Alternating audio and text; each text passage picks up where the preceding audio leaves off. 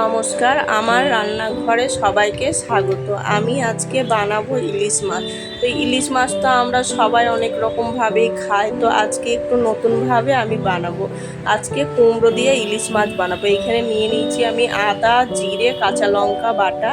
তো এটা ভালো করে মিক্স করে নিয়েছি একসঙ্গে। এবার মাছটাকে আমি ম্যারিনেট করে নেবো লবণ হলুদ দিয়ে।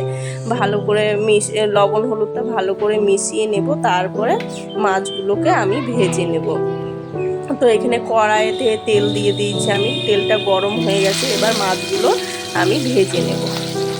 মাছগুলো বেশি কড়া করে ভাজবো না, অল্প করেই ভাজবো মাছগুলো। এক পিঠ ভাজা হয়ে গেলে আর এক পিঠ উল্টিয়ে দেবো, কারণ বেশি কড়া করে ভাজলে ইলিশ মাছের কোনো স্বাদ থাকে না। তো এখানে মাছগুলো আমার ভাজা হয়ে গেছে। এবার কুমড়োগুলো আমি একইভাবে অল্প করে ভেজে নেবো। বেশি ভাজলে সেদ্ধ হয়ে যাবে মশলার সাথে, তখন কষা যাবে না। তো আমার এক পিঠটা ভাজা হয়ে গেছে আর এক পিঠটা উল্টিয়ে দেবো। তা কুমড়োগুলোও আমার ভাজা হয়ে গেছে। এবার আমি কড়াইতে তেল দিয়ে দেবো। দিয়ে দিলাম দুটো শুকনো লঙ্কা, তেল দেবো ওই তেলেতেই দিয়ে দেবো। আর দিয়ে দিলাম তেজপাতা, কালো জিরে।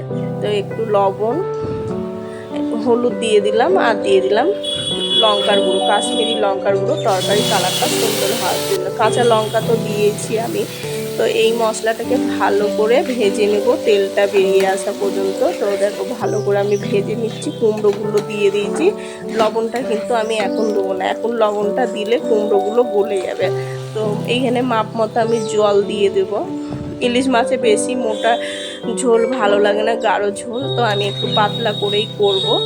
তো এইখানে এবার লবণটা আমি দিয়ে দেবো, মাপ মতো জল দিয়ে দিয়েছি। এবার দিয়ে দেবো, কিছুক্ষণের জন্য ঢেকে দেবো। নেড়ে দিলাম, লবণটা মিশিয়ে কিছুক্ষণের জন্য ঢেকে দেবো। কুমড়োটা তো হাফ সেদ্ধ হয়ে আছে, আর হাফ সেদ্ধ হওয়ার জন্য তো এই যে ঝোল আমার ফুটে গেছে, কুমড়োগুলো সেদ্ধ হয়ে গেছে। এবার দিয়ে দেবো মাছগুলো, আর একটুখানি 2-3 মিনিট মতো ফুটিয়ে আমি নামিয়ে নেব। মাছগুলোকে মিশিয়ে দিলাম, তো ফুটতে থাক। তা আমার দেখো মাছের ঝোলটা রেডি হয়ে গেছে। পুরো কুমড়োগুলো পুরোপুরি সেদ্ধ হয়ে গেছে। বেশি নাড়বো না, নাড়লে হয়তো কুমড়োগুলো ভেঙে যেতে পারে, গলে যেতে পারে। তো আমার রেসিপিটা যদি ভালো লাগে অবশ্যই একটা লাইক করবেন। আর ফেসবুক থেকে দেখলে পেজটা ফলো করে দিবেন, ইউটিউব থেকে দেখলে চ্যানেলটা সাবস্ক্রাইব করে দিবেন। আর কমেন্ট করবেন, পরের ভিডিও দেখার জন্য অবশ্যই একটা কমেন্ট করবেন। তখন দেখা হচ্ছে আবার পরের কোনো নতুন ভিডিও।